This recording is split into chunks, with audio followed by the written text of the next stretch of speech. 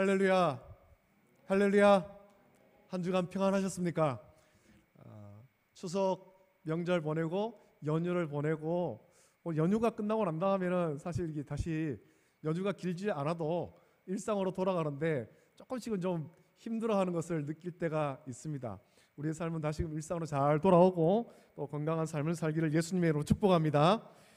오늘 우리가 요한복음 6장 47절부터 58절까지 말씀으로 우리가 먹을 양식 생명의 떡, 이 제목으로 하나님 말씀을 받겠습니다.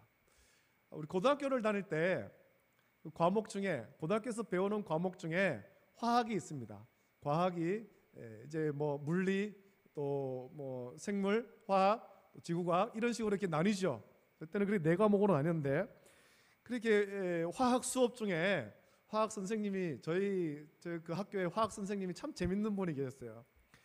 근데 화학 수업이 그렇게 저는 좀 재미가 많이 느끼질 못했거든요. 그래서 어떨 때는 이게 점심 먹고 오후에 수업이 들었으면은 화학 수업 시간에 많은 학생들이 졸기도 했어요. 특별히 문과 학생들은 화학을 잘 선택을 안 해서 어려우니까 지루하게 느낀단 말입니다. 그래 한 날은 우리 화학 선생님이 수업이 지루하고 아이들이 조는 아이들이 많으니까 재밌는 얘기를 하나 들려준 거죠. 알코올에 두 종류가 있다. 선생님이 말씀하시는 거예요. 같은 알코올이지만 하나는 우리가 먹을 수 있는 알코올이 있고 하나는 먹으면 안 되는 알코올이 있다라는 겁니다. 하나는 먹어도 생명에 지장이 없지만 다른 한 종류는 먹으면 생명을 잃는 거예요. 이게 독약이죠. 먹어도 괜찮은 알코올을 에탄올이라고 부릅니다. 에탄올. 사람들이 마시는 술에 알코올 성분이 있는데 그 알코올 성분이 에탄올이에요. 에탄올. 에탄올은 보통 곡물에서 추출을 많이 하죠. 그래서 에탄올 화학 실험실에 있는 에탄올을 보면 그 술 냄새가 난다는 겁니다. 반면에 사람이 먹을 수 없는, 먹으면 안 되는 알코올이 있는데 그 에탄올은 그 알코올은 메탄올이라는 겁니다. 메탄올.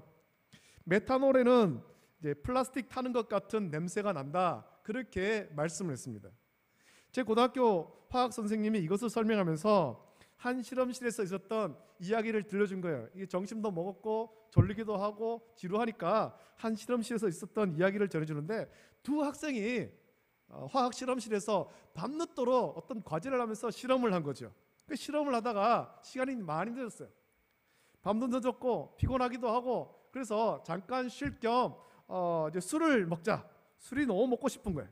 그래서 술을 먹고 싶은데 술을 사려면 실험실에서 나가서 큰 길까지 나가야 되는 거죠. 큰 길까지. 근데 이미 밤이 늦은 시간이었고 또 큰 길까지 나가니까 너무 멀으니까 이 학생들이 꾀를 낸 게, 야 우리가 뭐 술 사러 멀리까지 갈 것 뭐 있나? 이 실험실에 알코올이 있는데 이거 마시자라는 거죠. 이거 마시자. 그래서 이제 실험실을 뒤적뒤적거려 가지고 알코올을 찾은 겁니다. 알코올이라고 적힌 병을 이제 두 개를 찾았는데 어느 것을 먹어도 되는 알코올인지 모르겠다라는 거죠. 표시가 없으니까. 그래서 야 뭔지 모르겠지만 일단 먹어보자. 그러게 그 두 친구가 한 병을 택해서 술을 대신해서 그 알코올을 마신 거예요. 알코올을 마시면서 점점 이제 좀 알딸딸해진 거죠. 정신도 가물가물해지고 그렇게 알코올을 마시면서 그렇게 두 친구가 밤을 보냈는데 아침이 되었을 때, 그 다음날 아침이 되었을 때 이제 다른 실험실 학생들이 실험실에 도착해 보니까 두 친구가 실험실에 죽어 있더라는 겁니다. 죽어 있더라. 이 친구들이 왜 죽었는가 살펴보니까 이 친구들이 알코올을 먹었는데 먹으면 안 되는 메탄올을 먹은 거예요. 메탄올을 에탄올로 착각하고 마신 거예요. 두 알코올에는 그때는 어떤 색깔의 차이도 없고 또 그 병에 어떤 표시도 없고 그냥 알코올이라고만 적혀 있으니까 두 친구가 이게 에탄올인지 메탄올인지 분간을 못하고 스스로 독약을 마신 거예요. 그래서 제 고등학교 화학 선생님이 이 이야기를 들려주면서 알코올의 종류에는 이렇게 에탄올, 메탄올 두 종류가 있다라는 것을 들려주면서 이렇게 말씀하신 것이죠. 너희도 어떤 일을 할 때, 앞으로 살면서 어떤 일을 할 때 애매하거든 아무거나 함부로 하지 마라. 애매하거든. 에탄올, 메탄올 애매하거든. 함부로 하다가 메탄올 먹고 죽는 수가 있다. 이런 우스갯소리로 얘기를 들려준 기억이 납니다. 여러분, 에탄올과 메탄올 이 두 알코올은 성분의 차이가 있을 뿐 색깔의 차이가 없습니다. 그래서 지금은 알코올을 다루는 실험실에서는 두 알코올이 혼동되지 않도록 메탄올, 먹으면 안 되는 독약, 이 메탄올은 파란 병에 담가 놓고 그 표시에 메탄올이라고 적혀 있으며 거기에는 해골 표시가 있다. 그렇게 제가 들었습니다. 여러분, 술을 좋아한다고 실험실에서 알코올이라고 메탄올을 먹는 실수를 하지 말라라는 거죠. 술을 좋아한다고 이게 알코올이라고 이걸 먹으면 생명을 잃는 거예요. 이건 독약이죠. 먹으면 절대로 안 되는 거예요. 여러분, 시대가 좋아져서 이제 우리는 아무거나 먹지 않습니다. 아무거나. 시장에서 먹을거리를 살 때도 우리가 가능하면 좀 좋은 거 사려고 하지 않습니까? 조금 비싸도 시장에 가서, 장터에 가서 물건을 보면서 그냥 싼 거, 그런 걸 고르는 것이 아니라 조금 비싸도 유기농 제품을 사려고 하는 거예요. 내가 먹을 건데, 우리 식구가 먹을 건데, 내 자녀가 먹을 건데 좀 좋은 거 먹여야 되지 않겠는가? 유기농을 먹여야 되겠다라는 거죠.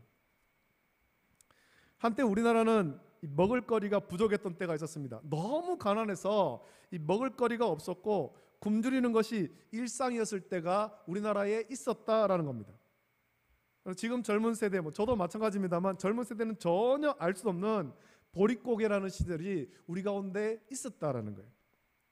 지금 젊은이에게는 그런 이야기하면 야, 무슨 호랑이 담배 피던 시절 이야기처럼 들리겠죠. 보릿고개, 먹을 것이 없어가지고 산에 가가지고 나무 뿌리 캐먹고 껍질 벗겨 먹고. 저에게도 이거는 호랑이 담배 피던 시절 이야기인데 젊은 세대는 그렇지 않겠어요? 예전에 그런 얘기 했지 않습니까? 전쟁에 나서 먹을 것이 없으면 뭘 먹을래? 그러니까 라면 먹지. 애들이 그런 얘기 했다잖아요. 쌀이 없으면 라면 먹으면 되지. 보릿고개를 몰라요. 우리나라가 보릿고개를 극복한 지가 사실 얼마 되지 않잖아요.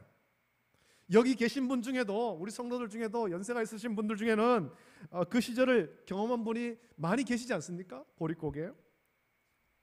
하지만 그것이 그때를 경험한 분이 계심에도 불구하고 그것이 옛날 이야기처럼 들린다라는 것은 그만큼 지금 우리가 살기 좋아졌고 먹을거리가 풍족해서 걱정이 없다라는 것을 의미합니다.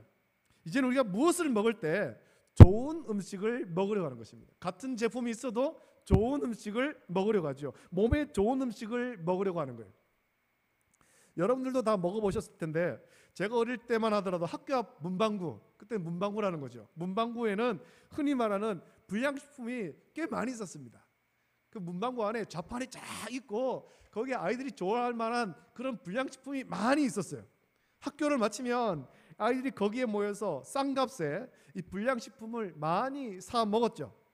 그때는 아이들이 간식거리도 많지 않아서 풍족하지도 않아서 그냥 몇십 원씩 하는, 몇십 원 하는 그런 불량식품을 사 먹었습니다. 거기에는 뭐 어떤 성분이 있는지 생각하지도 않은 거예요. 이게 어떤 성분으로 만들었는지, 이게 몸에 좋은지 해로운지 그런 걸 따지지 않는 거죠. 그냥 친구들하고 아폴로라는 거 사가지고 입에 물고 막 빨고 쫀득이 같은 거 사서 연탄불에 구워가지고 뜯어먹고 이렇게 놀았잖아요.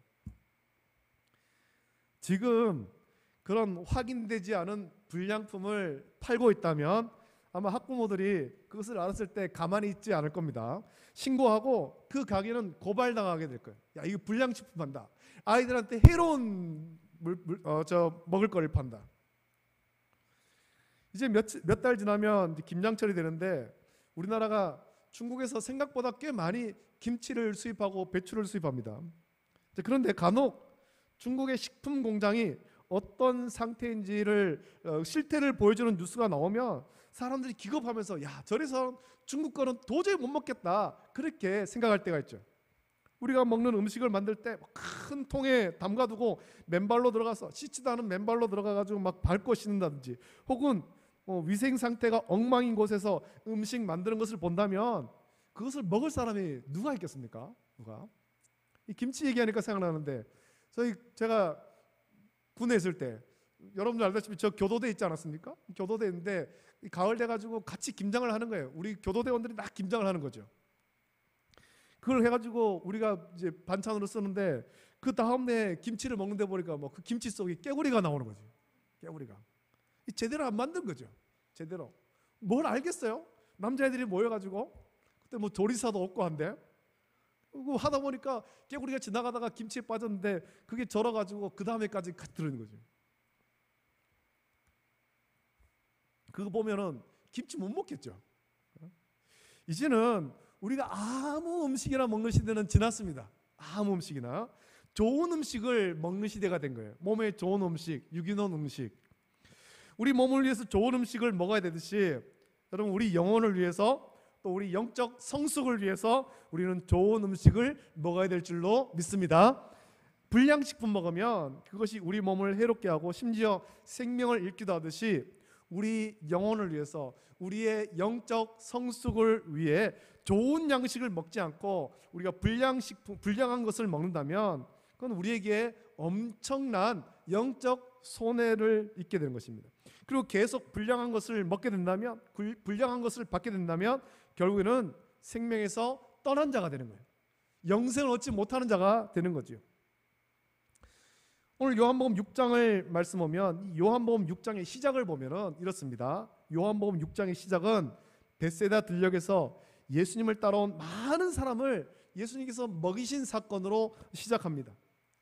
많은 사람이 예수님께 병 고침 받고 예수님 말씀을 들으려고 따라왔고, 그 많은 사람들이 모였을 때, 저녁에 있을 때 예수님은 빌립에게 말씀하시죠. 우리가 어디서 떡을 사서 이 사람을 먹이겠느냐. 이 사람이 많은데 나중에 숫자를 세어보니까 남자만, 성인 남자만 5,000명이 넘지 않습니까?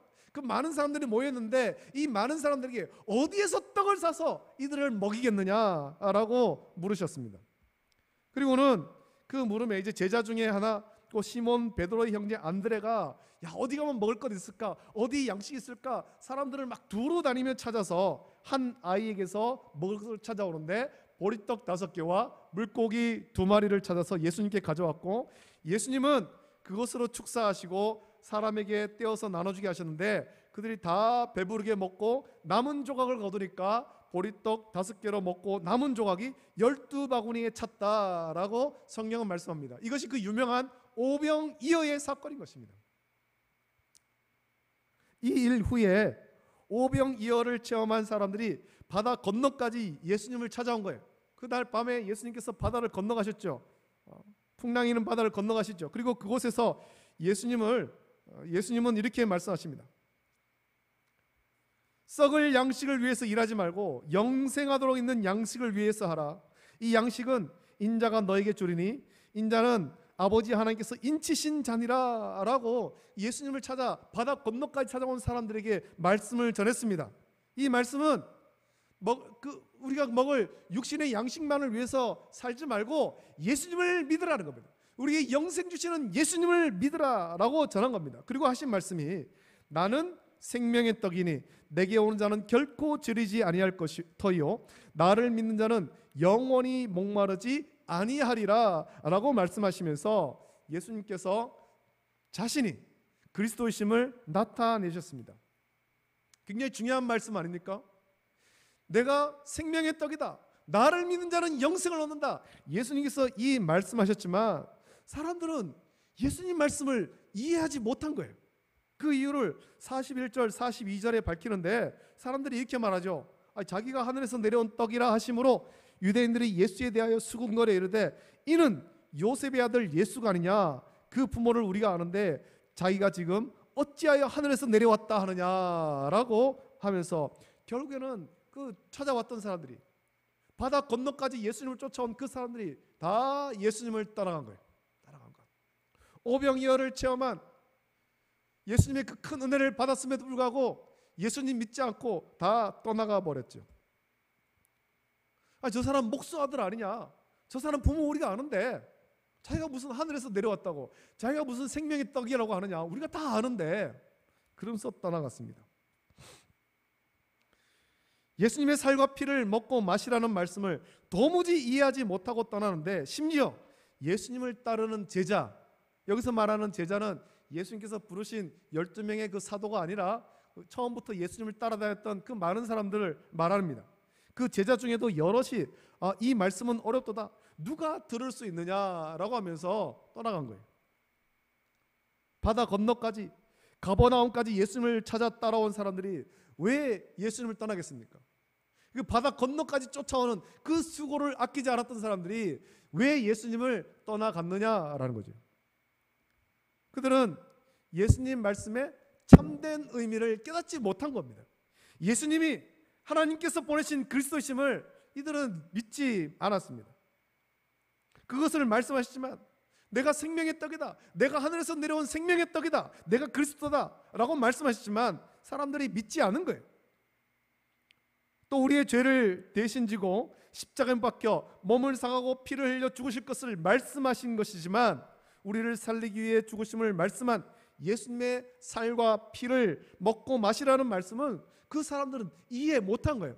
어떻게 자기 살을 주고 자기 피를 우리에게 줘서 먹고 마시게 할 수 있느냐, 이해를 못한 거예요. 예수님은 이 영적 의미를 말씀하신 것입니다만 그들은 예수님 말씀의 영적 의미를 도무지 깨닫지 못하고 표면적으로만 받아들인 거예요. 어떻게 자기 살을 먹고 자기 피를 우리에게 마시게 할 수 있느냐. 그래서 예수님이 생명의 떡이시고 예수님의 살과 피를 먹고 마시라는 말씀을 받아들이지 못하고 바다 건너 가버나움까지 쫓아오는 수고를 했지만 다 떠나가 버렸죠. 이들이 왜 예수님 말씀의 영적 의미를 깨닫지 못하고 받아들이지 못하며 끝내 예수님을 그리스도로 믿지 않았습니까? 그들이 예수님을 믿지 않은 이유, 예수님을 오해하고 떠난 이유는 진리의 말씀을 깨닫는 능력을 상실했기 때문에 그렇습니다. 진리의 말씀을 듣지만 이게 진리의 말씀이다, 이걸 분별할 수 있는 능력을 상실했다라는 거예요. 여러분, 그들에게 율법 교사가 없지 않았습니다. 대제사장과 서기관이 있었고 바리새인과 사두개인처럼 종교 지도자가 그들에게 많이 있었어요.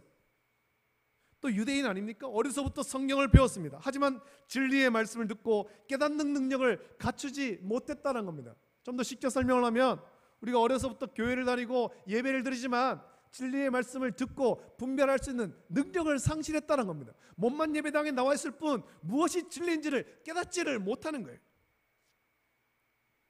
이유가 뭐겠습니까? 왜 그렇겠습니까?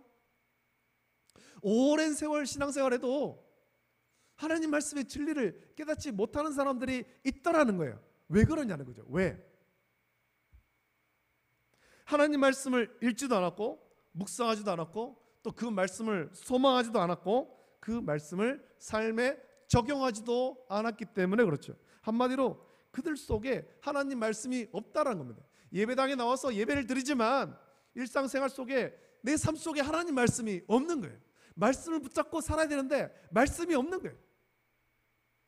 주일날 교회에 나와서 예배를 드릴 때는 예배를 잘 드리는 성도 같은데 예배를 마치고 월요일부터 토요일까지 세상 속에 나가면 저 사람이 예수님 믿는 사람인지 아닌지 분간이 안 되는 거죠. 삶 속에 내 속에 하나님 말씀이 없는 거예요. 말씀이.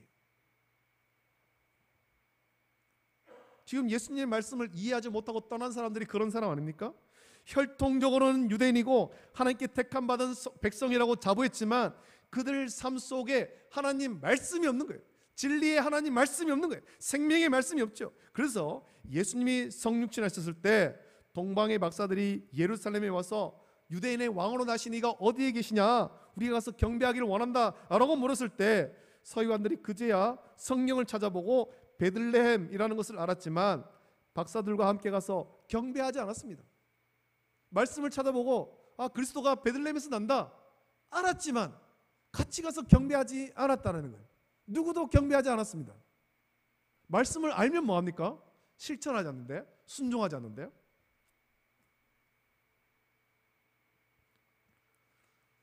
그들은 이런 태도를 가진 거죠. 성경이 그렇게 기록되어 있는데 그래서 뭐 어쩌라고? 그래서 뭐 어쩌라고? 오늘 우리가 말씀을 나눴는데 제가 말씀을 열심히 전해도 거기 그렇게 기록되어 있구나. 그래서 뭐 어쩌라고? 그래서 뭐 어쩌라고? 그게 우리의 삶을 변화시키지 못한 거예요.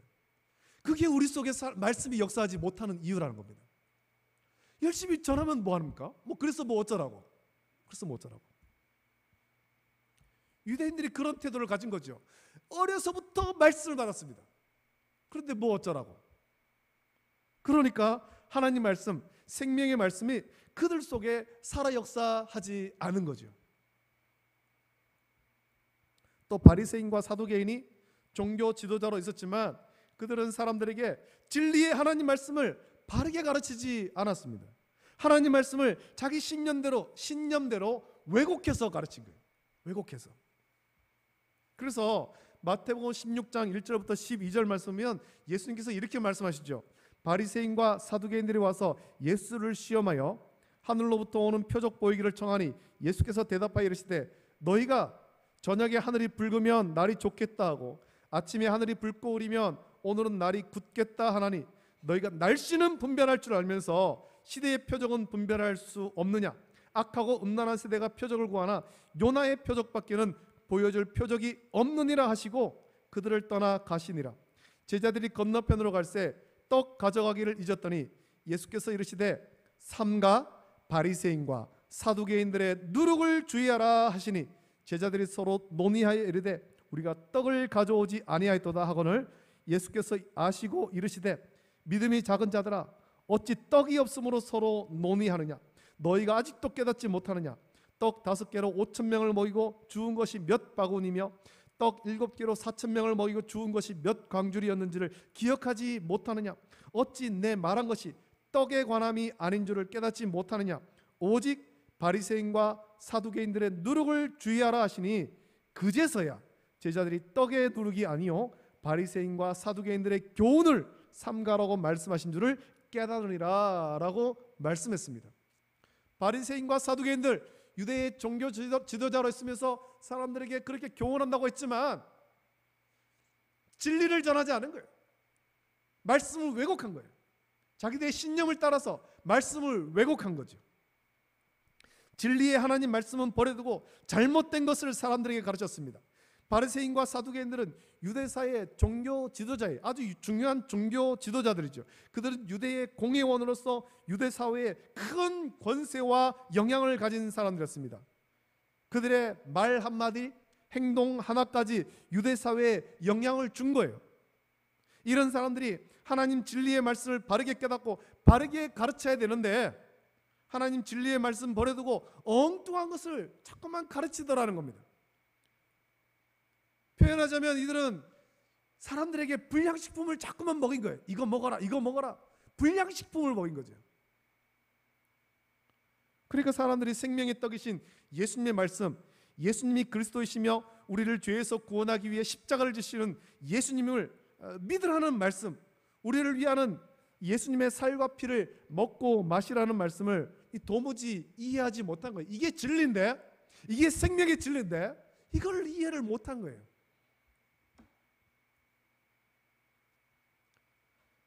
요즘에 여러분 음식을 조리할 때 할 수 있으면 인공 조미료를 첨가하지 않으려고 하죠. 가정에서 요리할 때 인공 조미료 쓰시는 분들이 이제는 거의 없습니다. 식당에서는 밖에 있는 파는 식당에서는 음식에 좀 맛을 내기 위해서 조미료를 쓰는데 가정에서는 인공 조미료 사용하지 않고 천연 조미료를 사용해서 음식의 맛을 내려고 하죠. 그런데 그동안 우리 입맛이 인공 조미료에 익숙해진 사람이 천연 조미료를 만든 음식을 먹으면 이게 맛이 없어요. 인공 조미료의 맛은 참 좋은데 천연 조미료로 만든 것은 처음 먹으면 이게 무슨 맛이야? 맛을 못 느끼는 거죠. 인공 조미료는 적은 양으로도 음식을 맛있게 하는 온갖 화학 첨가물이 거기에 들어있지 않습니까? 옛날에 TV에 보니까 어떤 사람들이 이제 캠프를 어떤 시골 가서, 캠프는 아니고 어떤 시골 가서 하루를 지내는 그런 프로그램이 있더라고요. 음식을 해 먹는데, 음식을 만들어 먹는데 어떤 연예인들은 절대로 인공 조미료 넣지 못하도록, 넣으면 안 된다, 우린 천연으로 만들어야 된다라고 하는데 아무리 천연으로 만들어도 맛이 없는 거예요. 그래서 거기 출연하는 사람 중에 한 사람이 맨날 몰래 라면 스프를 하나씩 가져오는 거예요. 라면 스프. 안 볼 때 아무도 안 볼 때 라면 스프를 하나 딱 집어넣는 거죠. 그러면 갑자기 맛이 확 좋아지는 거예요. 인공 조미료의 맛이 그렇지 않습니까?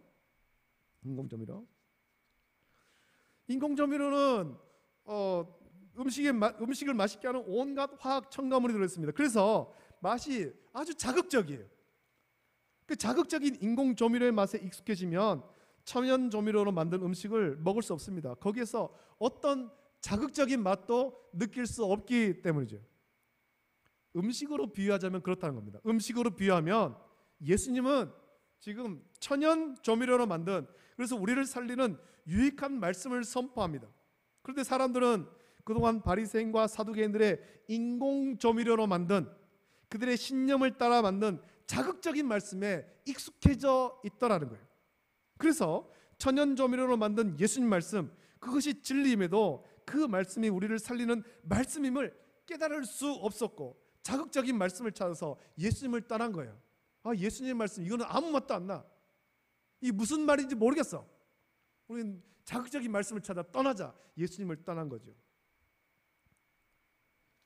여러분, 지금도 많은 사람이 자극적인 말씀을 찾아서 교회를 떠납니다.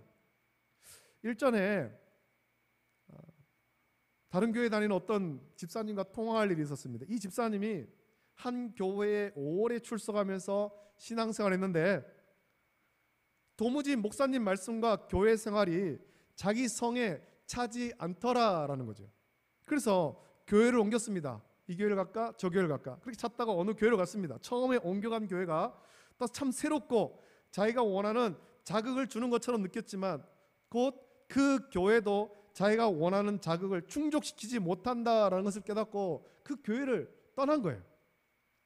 그렇게 교회를 옮겨서 결국에는 아주 먼 곳에 있는 강원도에 있는 어느 침례교회를 찾아갔고 거기서 자기 욕구가 충족되었다라는 거예요. 그 집사님이 처음 옮겨간 교회는 모든 사람에게 칭찬받는 참 좋은 교회였습니다.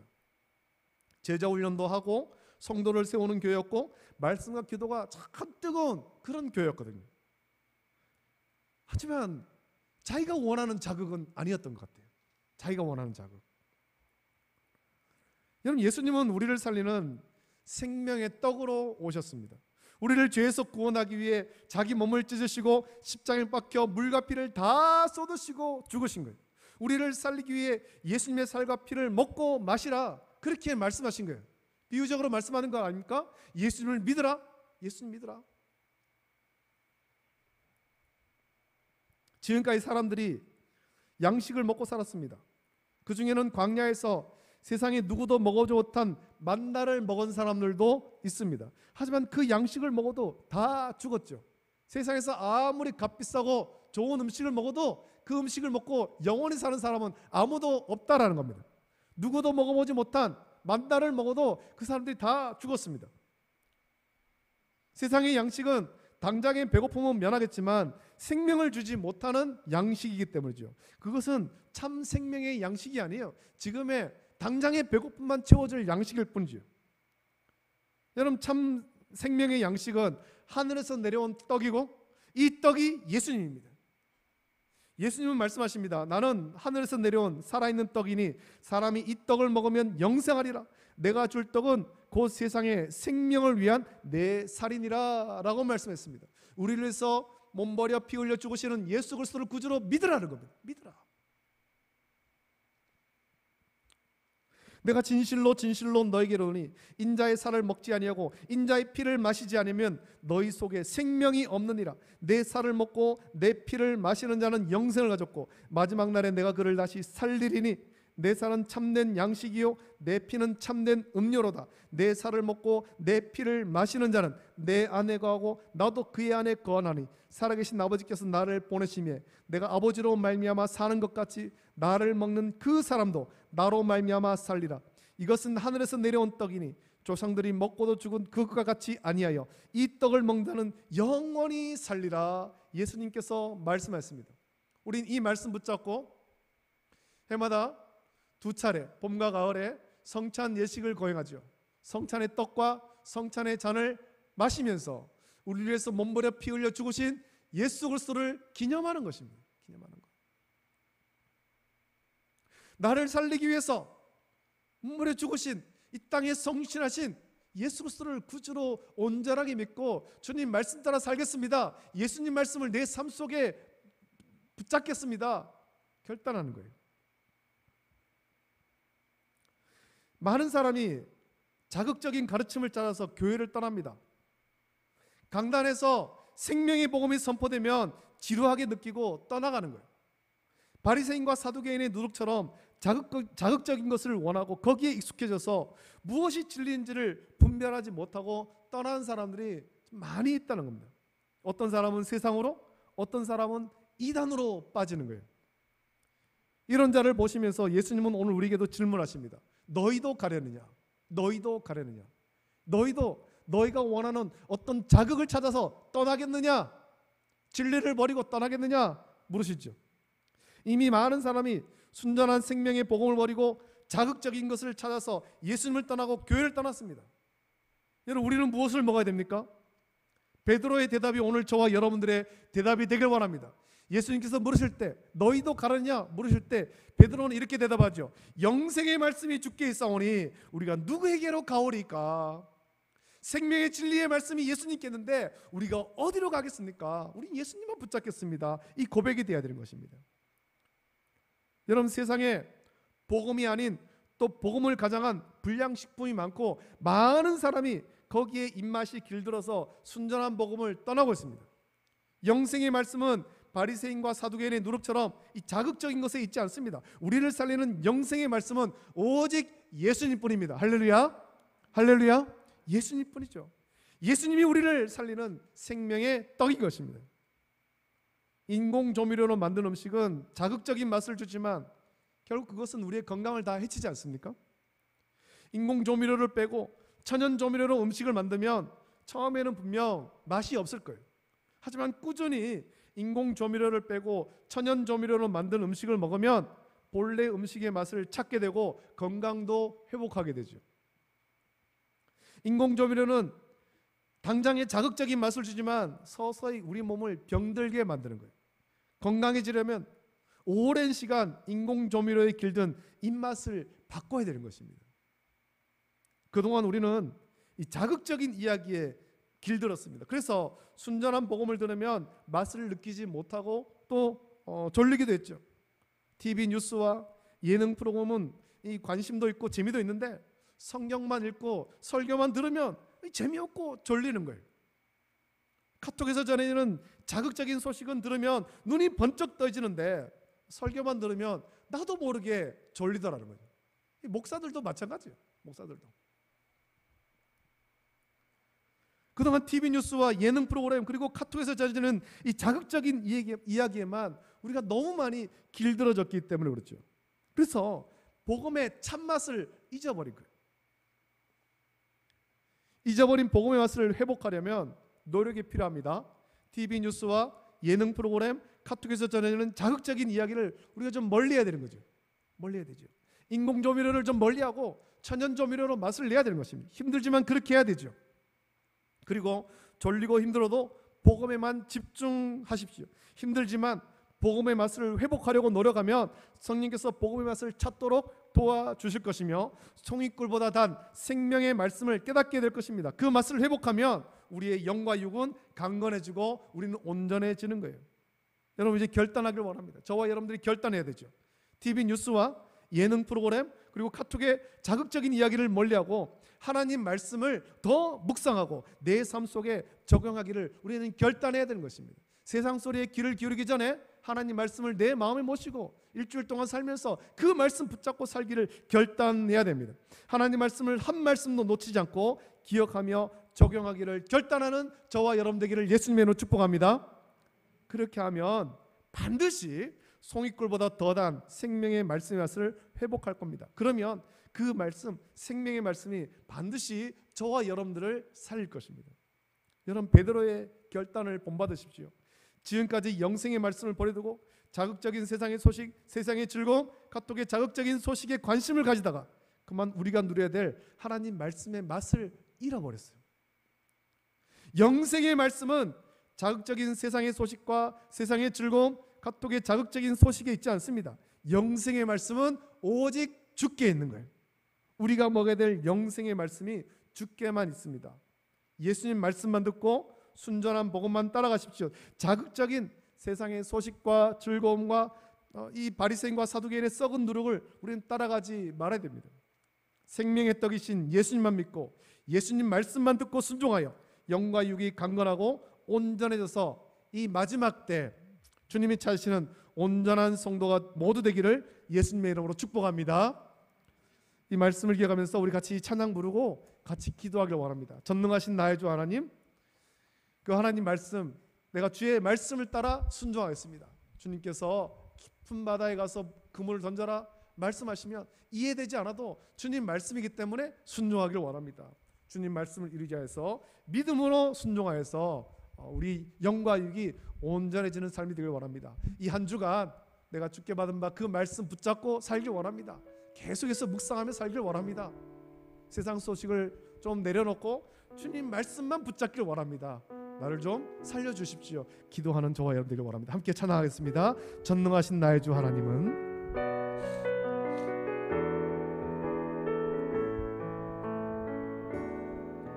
전능하신 나의 주 하나님은 능치 못하실 일 전혀 없네. 우리의 모든 간구도 우리의 모든 생각도 우리의 모든 꿈과 모든 소망도 신실하신 나의 주 하나님은 우리의 모든 괴로움 바꿀 수 있대. 불가능한 일 행하시고 죽은 자를 일으키시니 그를 이길 자 아무도 없네. 주의 말씀 의지하여 주의 말씀 의지하여 깊은 곳에 꿈을 던져 오늘 그가 놀라운 일을 이루시는 것 보라. 주의 말씀 의지하여 믿음으로 꿈을 던져 믿는 자에게 능치 못함. 주의 말씀 의지하여 주의 말씀 의지하여 깊은 곳에 꿈을 던져 오늘 그가 놀라운 일을 이루시는 것 보라. 주의 말씀 의지하여 믿음으로 꿈을 던져 믿는 자에게 능치 못함 없네. 이 시간 함께 기도하겠습니다. 말씀을 의지하여서 같이 기도할 때 그동안에 우리가 생명의 말씀, 주님의 말씀 붙잡고 살아가야 될 텐데 우리 그렇지 못한 채 바리새인과 사두개인의 누룩, 진리가 아닌 것을 쫓아가지는 않았던가. 우리 자신들을 돌아보길 원하고 이제 진리가 아닌 그런 것들은 좀 멀리하고 진리의 말씀, 생명의 말씀, 예수님 말씀 붙잡길 원합니다. 한 주간 살면서 주님 말씀 내 삶 속에 살아 역사하도록 그 말씀 붙잡고 살길 원합니다. 주님, 나의 영과 육을 살려주시옵소서. 시간에 간절히 합심하여서 함께 기도하겠습니다. 좋으신 아버지 하나님, 사랑과 은혜를 감사드립니다. 오늘 아버지 하나님, 우리를 죄전을 인도하시고 하나님 말씀 주심을 감사함을 드립니다. 말씀 붙잡습니다. 아버지 하나님, 많은 사람들이 예수님을 오병이어를 체험하고 아버지 하나님 그것이 너무나도 신기하여서 아버지 하나님 가버나움까지 예수님을 따라왔습니다. 바다 건너까지 예수님을 쫓아오기를 마다하지 않았지만 예수님께서 그곳에서 생명의 땡이신 예수님의 살과 피를 먹고 마시라고 예수님께서 그리스도심을 말씀을 전하실 때 이 진리를 전했지만 아버지 하나님 많은 사람들이 그 말씀을 이해하지 못하고 예수님께서 하늘에서 내려온 생명의 떡이라는 말씀을 오해하며 떠나갔습니다. 진리를 선포했지만 진리를 깨닫지 못하였고 아버지 그들은 여전히 바리새인과 사두개인의 누룩을 쫓아갔습니다. 아버지 하나님 이것이 오늘 우리의 모습은 아닌가 돌아보길 원합니다. 아버지 하나님 진리가 선포됩니다. 하나님 말씀이 선포됩니다. 이 말씀을 붙잡아야 되는데 진리의 말씀을 제쳐놓고 아버지 하나님 바리새인과 사두개인의 누룩을 쫓아가고 있지 않은가. 아버지 하나님 우리를 돌아보게 해주시옵소서.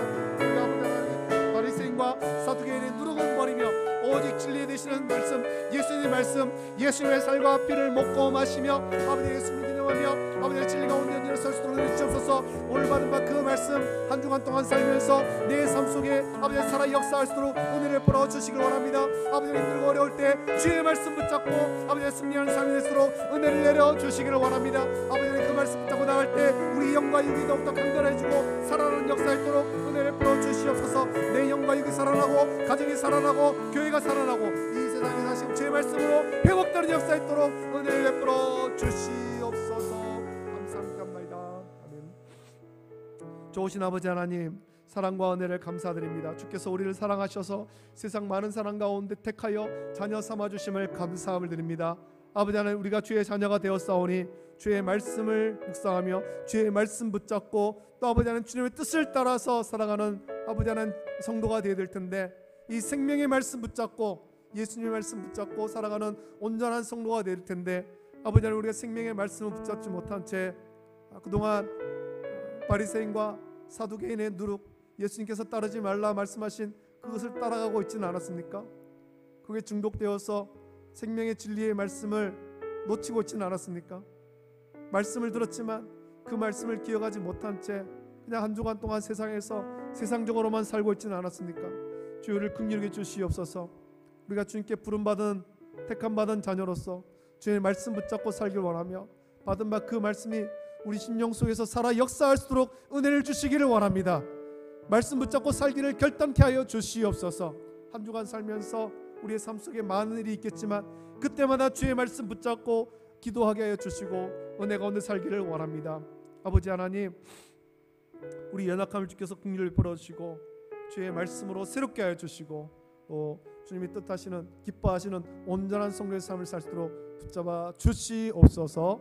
감사드립니다. 이제는 우리 주 예수 그리스도의 은혜와 하나님 아버지의 만극하신 사랑하심과 성령님의 감화 역사 교통하심이 생명과 진리 되시는 우리 예수님의 말씀 붙잡고 그 말씀 의지하여서 순종하며 살기를 결단하는 우리 모든 성도들 머리 위에, 가정과 자녀와 직장과 생업 위에 이제로부터 영원토록 함께 있을지어다. 아멘.